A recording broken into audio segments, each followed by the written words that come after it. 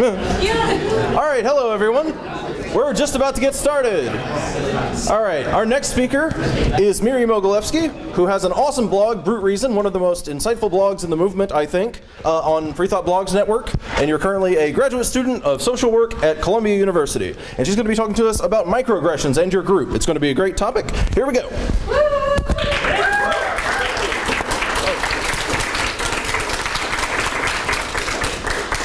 Sorry, they just handed me this thing and I don't know what to do with it. Put it on your shirt. I'm trying. Sorry, this is awkward. Okay, so my name is Miri and I'll be talking about microaggressions, and before I define that for you, I'm actually going to read you some statements that should explain sort of what I mean. So raise your hand if you've ever heard one of the following. If you're an atheist, how do you manage to have morals? I don't think you can really be happy as an atheist. Oh, you're one of the nice atheists. I'll pray for you. So these are examples of what are called microaggressions. They're little statements or actions that are targeted at members of particular social groups, and they often make them feel unaccepted, misunderstood, invalidated, or actively disliked. And they can also be present in the environment itself, like if you're in a science classroom and it has posters featuring famous scientists and they're all men, or if the faculty of a university is overwhelmingly composed of white people. And unlike other expressions of prejudice, microaggressions are usually unintentional, and if confronted about it, the person who did it will probably say that they never meant to do anything mean and that they don't have a racist bone in their body, and how dare you suggest that. And however, though, they can play a big role in making certain groups unwelcoming to certain types of people. So microaggressions hurt because they often communicate negative or inaccurate ideas about certain groups of people, even if they do so subtly. So if we take a look at the atheist microaggressions that I mentioned earlier, so if you're an atheist, how do you manage to have morals? This implies that it's difficult or impossible for atheists to be good people, and that the only valid morality is a Christian one. It can also be a painful reminder of the fact that many people actually don't trust atheists very much, specifically because they don't think that we could be people who act morally. And then the second one, I don't think you can really be happy as an atheist. Similar to the last one, the implication is that the only real happiness is the one brought about by religious belief. So even if we think we're happy, we're not really happy, or we're going to end up miserable eventually because of our atheism. So it's not a nice thing to say to someone, but people who say it might genuinely think that they're looking out for you. So the third one, oh, you're one of the nice atheists. So some microaggressions initially read as compliments, and on the one hand, you know, it's nice that you've, I guess, managed to come across as a nice person, but on the other hand, this sort of implies that atheists overall are pretty mean people, or that you're only nice when compared to all of those other terrible atheists. So, and then the last one, I'll pray for you.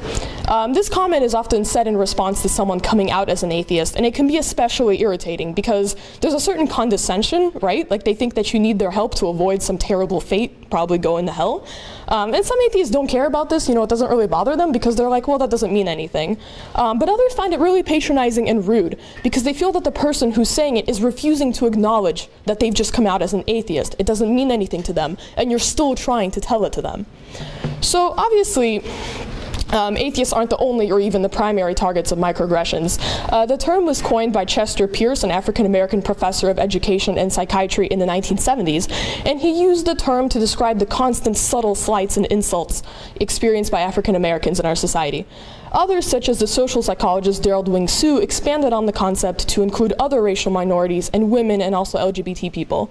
The concept of microaggressions is helpful for understanding the experience of just about any, you know, sort of minority or marginalized social group. So here are some common racial microaggressions that non-white people may experience. So for instance, some people will cross the street when a black man approaches, and this communicates that one believes, even if subconsciously, that black men are inherently dangerous and criminal. And people notice this when they're targeted by it, they really do, and it can be really hurtful. And then a similar one is following a person of color around a store. Sometimes employees of stores will do this, and again, the presumption is that the person is necessarily going to steal something.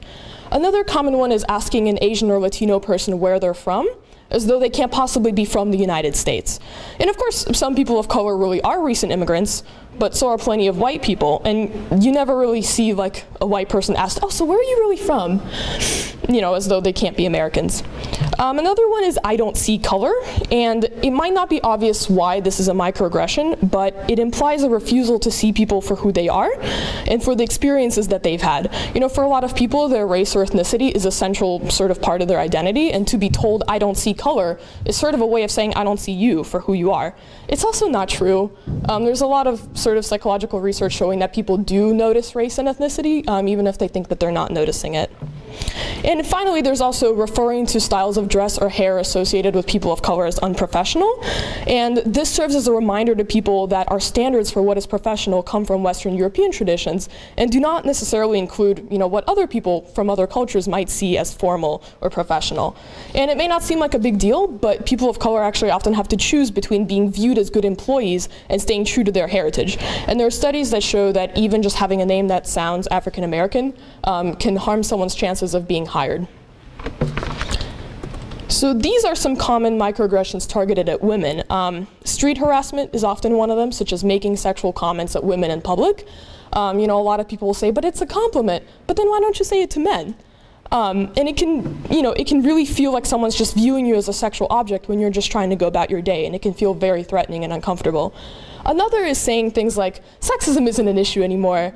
And the reason this is hurtful is because it denies many women's actual lived experiences. And of course, you know, there are women who probably do think this.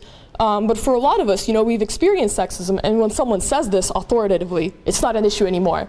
It feels like they're refusing to see what we've been through. Another is asking women when they're going to get married, or if they are married, when they're going to have children.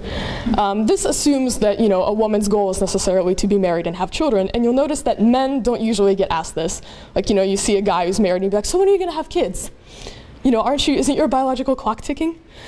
And then another one is assuming that a woman needs help with a task traditionally considered masculine, such as solving a math problem or lifting weights at the gym. And this happens a lot, you know, like I lift weights at the gym and guys have been like, oh, here, let me help you. I don't necessarily need help. And the implication is that a woman can't do these things on her own. I can't imagine a guy coming up to another guy and offering to help that way. So these are some common microaggressions targeting LGBTQ people. One is the question, are you a boy or a girl, usually said to someone with, you know, some sort of ambiguous gender presentation. And the implication is that someone has to be either a boy or a girl, and that the person owes you this explanation of their gender. Another one is refusing to use someone's preferred pronouns. And this communicates that it doesn't really matter how they see themselves or their gender, it matters what's convenient for you to say and what's easiest for you to remember. Another is usually said to lesbians, you just haven't met the right man. And you know, this implies that their identity is somehow fake or immature, and that meeting the right man will change it, and they'll finally grow up and see the error of their ways or whatever. And then another common one is, I have nothing against gay people, I just wish they'd keep it to themselves. So while it's generally true that sexuality isn't always an appropriate topic of conversation, you'll notice that the rules are usually much stricter for gay people than straight people. You know, for instance, a gay couple holding hands in public might be told, you know, to stop flaunting their sexuality. No one would ever say that to a straight couple. Also using the word gay as a synonym for stupid, ugly, etc. You know, kids will do this a lot, but so will many adults. People will often argue that language evolves and definitions change, you know, whatever, but the fact that the word gay has apparently evolved to mean stupid and ugly speaks volumes about our society's views of gay people. And finally, assuming someone is straight, for instance, by asking a woman who hasn't ever identified herself as straight whether she has a boyfriend or a husband. So obviously, you know, statistically, most people are probably straight, but it's still it can be really unpleasant and awkward for a queer person to have to be like, well, actually, I have a girlfriend, or actually, I have a boyfriend. So microaggressions can be difficult to understand and deal with for people on both sides of the equation because of the issue of intention. So most microaggressions are unintentional. You know, the person who says them has no idea that they might be hurtful and often doesn't see themselves as someone who holds negative attitudes about the person or people in question. You know, telling someone that something they said was a microaggression often causes them to respond defensively. You know, for instance, by saying, I didn't mean it that way. And they expect that this is going to resolve the miscommunication. But it's helpful to remember that while hurtful things Microaggressions do tend to hurt a little less when we realize that the person didn't mean them that way. Microaggressions hurt precisely because they go beyond this specific interaction between these specific people. You know, they tap into huge systems of social attitudes and structural inequalities that go far beyond this one comment. And regardless, you know, feelings are valid whether or not we can all agree that they're reasonable, whatever that even means. And if you're feeling hurt by microaggression, you have the right to feel hurt by it, even if someone didn't mean to say it that way. And if someone tells you that you've upset them, and you know, remember that their hurt or anger isn't necessarily a reflection on you as a person, but on one specific thing that you did that you can probably try to avoid in the future. So as I mentioned, you know, microaggressions are rarely about that single comment in that specific situation. They happen as a result of big structural issues that can be difficult to grasp. So for instance, you know, I mentioned, you know, people of color sometimes being followed around in stores because they're presumed to be criminals.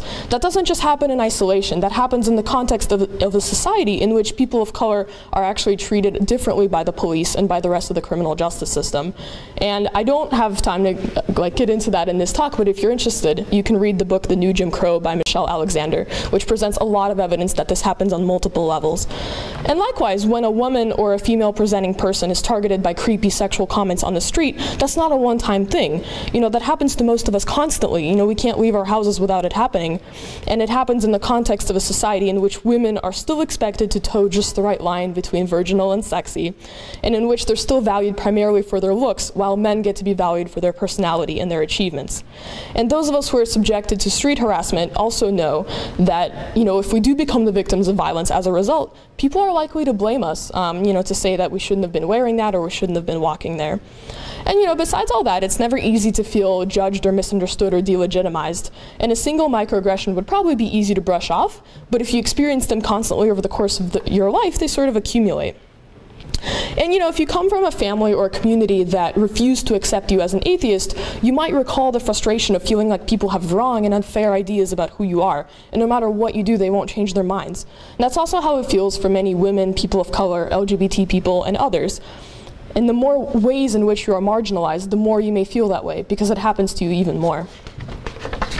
So if you're not convinced by that, there's actually a lot of research now that's been done in psychology and sociology about microaggressions. And there's studies that have shown that people who are exposed to more microaggressions actually experience more physical and mental health problems, as well as specific issues like job or academic stress. In one study, LGBT people who reported more microaggressions also reported more health-related problems. And there's been similar results with African Americans, Asian Americans, and Latinos. So some of this might have to do with the fact that people experiencing microaggressions, they often experience physical responses like an increase in heart rate and blood pressure, you know, just any other time that something annoys you or makes you mad. So in this sense, they're actually like any other kind of constant stress. Having your body constantly under this physiological pressure can negatively affect your long-term health.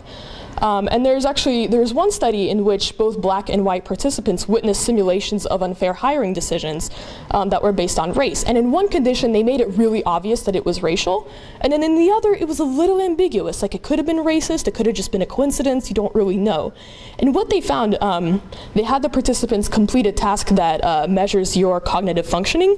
If you've ever seen one of those tests where they have names of colors, but then they're printed in another color, other than like what the word says, and you have to say the color and not the word, that's what they have you do.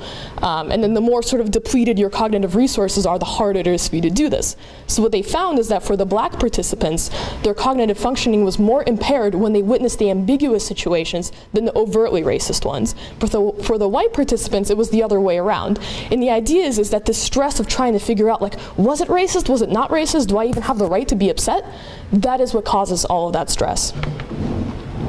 And there's also the one final piece of the research is something called stereotype threat, which is a phenomenon in which when you're reminded of your status as a minority group that's stereotyped against, you will actually sometimes perform worse on those stereotyped tasks. So for instance, with women in math tests, they have women take a math test and they either ask them to fill out a blank for their gender at the beginning or they don't. And when they were reminded of their gender by filling in that blank, they actually performed worse. And when they had them sort of do like narrate their internal monologues as they were taking that test, they were much more likely to say things like, I hate math, I'm bad at it, when they had been reminded that they're women. So microaggressions sort of do the same thing to people because they force you to think about your status as a person of color, as a woman, as a queer person. So, microaggressions in your group. So there have been plenty of talks at SSA conferences, including this one, about the fact that student secular groups are not always welcoming to women, people of color, and others, or not as welcoming as they perhaps could be. And I won't try to retread all of that ground, but I will say that microaggressions play a role in these subtle processes that cause people to feel unwelcome in student groups sometimes. So a group that consists of students who haven't learned enough about microaggressions to avoid accidentally making them is likely to slowly alienate women, people of color, and queer people and others who might try to join. So, and this isn't just a problem that affects student groups, obviously. Many atheist organizations have the same issue with their membership, being disproportionately white and male. And while microaggressions don't explain this entirely, and there's a lot of complex processes that lead into this, being more mindful about them is a small thing you can do to make your group more inclusive. So what can you do? So the best way to prevent yourself from making microaggressions is just to learn what they are. So if you're sitting in the audience right now, you're already making a good start. Understanding why something is a microaggression can help you change your thinking and notice stereotypes that you might not even have realized that you believed. So for instance, if you've ever thought or actually said that an Asian person speaks unusually good English, that might be because you believe on some level that Asian people generally don't speak English well. And that's a belief that's both inaccurate and potentially hurtful to people if you express it. So you should try to replace it with beliefs that are more reflective of reality. Namely, a lot of people of all sorts of races might not know English very well or might have trouble learning languages in general, and that's not a personal failing on their part. It's just we all have different abilities, and it's not something to make fun of. So if someone tells you that something you said is hurtful and you feel defensive, it's a good idea to take a step back before responding. And it's okay to say, sorry, I'd like to take some time to think about this before I respond. Because often when we try to respond immediately, we end up lashing out at people and it just escalates the problem. And it can be hard because it might be important for you to see yourself as someone who's not racist or not sexist, but in fact, like all of us are a little bit because we absorb these ideas that are taught to us, by our society from birth. So, and then on the other hand, if you witness someone making a microaggression against someone else and you feel comfortable doing so, you might want to take them aside and explain to them what microaggressions are and the fact that what they said was wrong. And the reason for that is that it can be exhausting for the people targeted by these things to always be the ones to start that conversation and take up that burden of defensiveness that often results. And of course, it can be hard to toe the line between speaking up for someone and speaking up over someone. So if you ever do this, try to stick to explaining why or how they perpetuated a stereotype rather than making assumptions about how the targeted person might have felt. So if you're the one targeted by microaggression, the right way to respond depends entirely on your own comfort level and your circumstances. Sometimes you might want to take the person aside and explain, why you were hurt by what they said. And if you do that, there's no right way to do that. But a useful phrase is this: I know you didn't mean it this way, but. And the reason that's such a useful thing to say is because, as I've been mentioning, people often really didn't mean it that way, and they get really hurt when you imply that they did mean it that way. And it's unfortunate that people have a hard time understanding that intention isn't always everything, but it's like a helpful phrase to use when you're calling someone out gently. There's also nothing wrong with not responding at all and just brushing over it, or even with leaving the group, because if you're in a setting where you constantly feel unsupported and misunderstood, maybe that's not really a worthwhile space for you to be in. And in fact, seeking out social support from others who have either dealt with similar situations or that will be understanding can be really, really helpful. So look for groups and communities where you feel like your experiences will be validated and taken seriously. For a lot of people, this can make all the difference. So some say that microaggressions aren't a big deal and people should just get over them.